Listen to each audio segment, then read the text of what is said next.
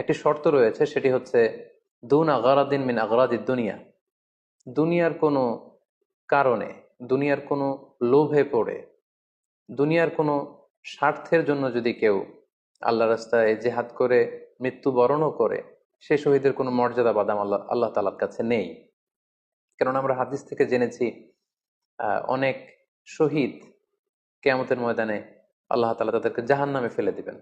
আল্লাহ বলবেন যে তুমি তো দুনিয়াতে জেহাদ করেছিলে, যে মানুষ তোমাকে বীর বলবে, মানুষ তোমাকে সাহসী বলে ঘোষণা দিবে, বাহাবা পাওয়ার জন্য তুমি জেহাদে অংশগ্রহণ করেছিলে এবং সেখানে নিহত হয়েছ। তো তুমি নিহত হওয়ার পরে মানুষ তো তোমাকে বীর বলেছে, বাহাবা দিয়েছে, সাবাস বলেছে, যে কারণে তুমি এই জেহাদে অংশগ্রহণ করেছো সেটা দুনিয়াতেই তুমি পেয়েছো। তো আমার কাছে তুমি কি চাও? আমার কাছে তোমার জন্য কিছু নেই। Go to the hell fire, জাহান নামে যাও। তাকে আল্লাহ তাআলা উপর করে জাহান নামে নিক্ষেপ করবেন। তো এজন্য